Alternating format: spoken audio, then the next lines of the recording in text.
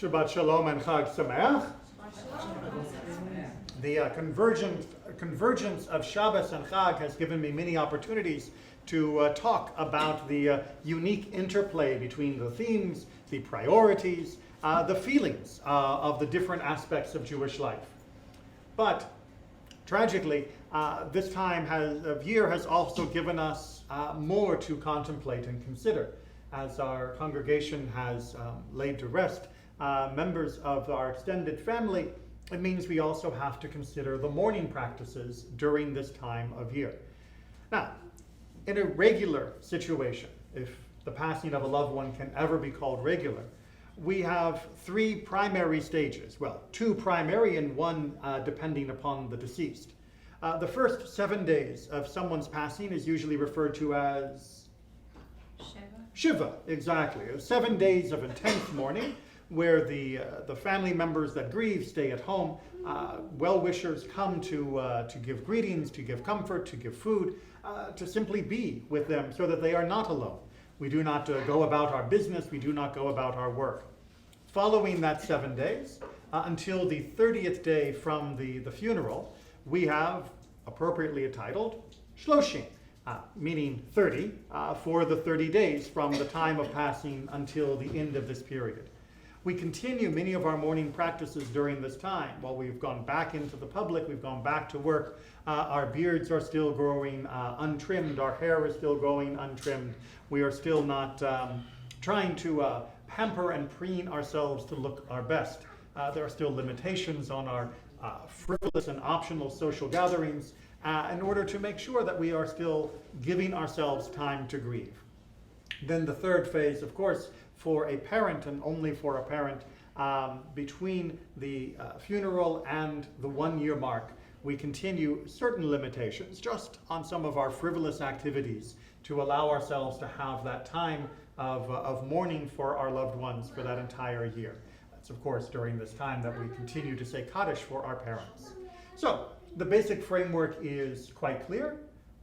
What happens in the midst of Chag, when everything is already topsy-turvy because of the celebrations? Well, the simplest case is if somebody passes away during the Chag.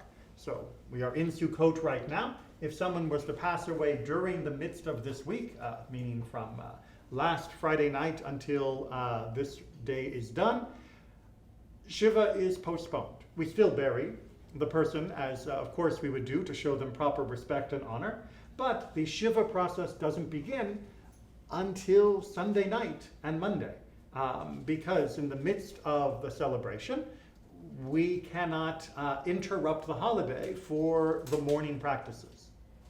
Even more confusing to many is if somebody passes away prior to a holiday. Let us say that somebody passes away 2 days before the beginning of Sukkot, which would have been, I guess, last Wednesday. Well, then they begin Shiva because they have laid their loved one to rest, and when the holiday begins, Shiva is finished. Not suspended, but ended, terminated, done. Whether it be 1 day, whether it be 2 days, whether it be only an hour. If you were to bury someone in the last hour of the daytime before the holiday began, Shiva is finished. But let us imagine instead you've already finished Shiva, and now here comes the holiday. Shloshim is also truncated, is also ended at that point. Now, the year-long commemoration for our parents goes on uninterrupted, but for Shloshim and Shiva, they can both be and are cut short by the holiday situation. But why? You're all looking at me with a little perplexed. Hopefully you understand at least the details of what I'm saying, but you're also asking yourself the question, well, why? Does that make sense? Why would we interrupt Shiva? Why would we stop Shiva? I'm in the midst of mourning. Maybe I've just laid my loved one to rest, and now I've gone from the funeral home to my house, or from the cemetery to my house. People have come there to offer me comfort, but then they're looking at their watch and they have to go home because it is time for Sukkot to begin, or for Pesach to begin, or for Shavuot to begin, or for Rosh Hashanah and Yom Kippur for that matter. And I'm left alone, but they're not coming back. because the holidays have begun. They won't be back after the holiday. We're done. And now I'm into Shloshim? Even more confusing during this particular time of high holidays can be the interruption of Shiva, followed shortly thereafter by the interruption of Shloshim, because the holidays come so close to one another. Why would our ancestors have believed that this was the proper way to navigate grief during these times of celebration, or at least focus of Rosh Hashanah and Yom Kippur? What were they thinking? I'm not going to ask you to scratch your heads, because this is a tough one, and there are many different interpretations of it. But the easiest way I found to conceive of why our ancestors believed that this was the correct navigation as the Torah desired is to try to imagine how it would play out were it to be contrary.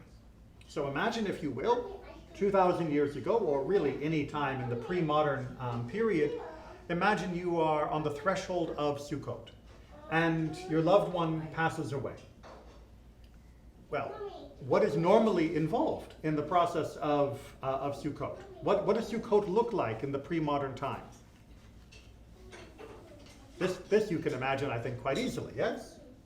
What did Sukkot look like before we moved into suburbia or apartment buildings? You would have had a shelter in the field. You've got a shelter in your field or in your back, area that was near your house, and you would have been slaughtering animals in order to prepare them for the feasts. This was not something done lightly. People didn't just go down to the supermarket to get a pack of cellophane-wrapped beef. You had to slaughter a cow or purchase part of a cow about to be slaughtered through a sort of co-op system. And once you've slaughtered that cow, there's no going back. And there's no refrigeration.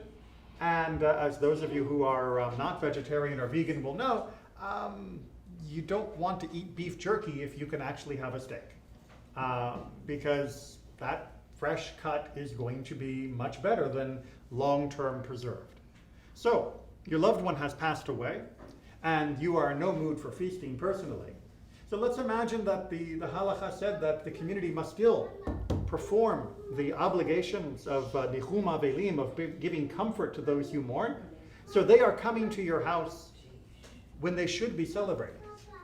Every person that comes through and is spending time with you is taking away from those precious moments of jubilation that come far too infrequently during the year.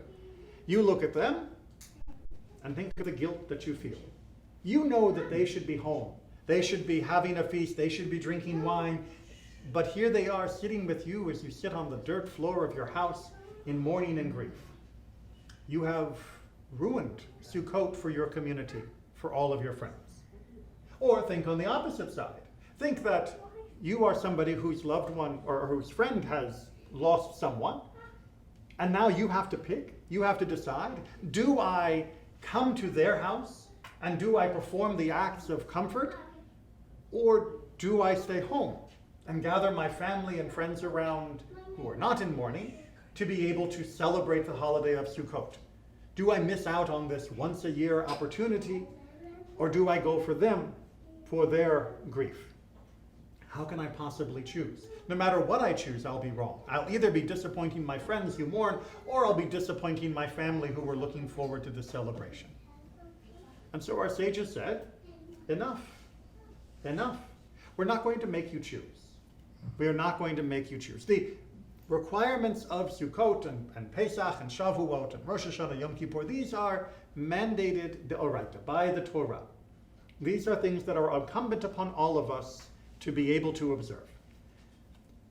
And that means that we need to lift the alternative obligations that come from mourning to ensure that the entire community can still celebrate, can still be together. And you'll note that what happens is that the person who is in mourning is still with the community. Not quite in the same way. They are not at home. They are not in that state of grief. They come to services, and they are able to participate in the holiday of Sukkot with their extended family and friends, just as they would have had their loved one not pass. It's still painful, still difficult, of course, but still drawing strength, still drawing support from their community in that shared celebration, that shared experience of the Chag. There isn't an easy answer. We often like to say, leave it up to the individual. Let the individual decide. Do what's right for each of you. But the problem is, both celebrations and grieving is not just about the individual. It is something that is truly only expressed with the community, with a group. Whether it be coming together to provide consolation, whether it be coming together to provide celebration, it's the coming together that is essential. And if we allow each and every person to make that decision for his or herself of whether I'm going to have Shiva or not going to have Shiva, or whether I'm going to go to their house or not go to their house for Shiva, then we create a chaos which will leave us more disrupted, more heartbroken, and more upset. Instead, our sages said, this is how we will handle it. Together we will face this. Yes, it means that there will be differences between a Shiva and Shloshim that happens near the holidays and a Shiva and Shloshim that happens at other times of the year. But the essential element, that we will be together, that will remain, regardless of the calendar time. So I know that these intricacies can sometimes feel like hair splitting. I know that can sometimes be like, who was actually thinking about this? But the short answer is that in a pre-modern society, when we would live and we would rely upon each other so much more, everybody was thinking of these things. How can I help the others in my community? How can they help me? Because we are in this together. And as we wrap up our holiday season, as we move into Shemini, Atzeret, and Simchat Torah, as we say goodbye to the month of Tishrei and all of its festivals, let's remember that what we should have learned most from this time is the necessity and the power of being together. Shabbat Shalom and Chag Sameach.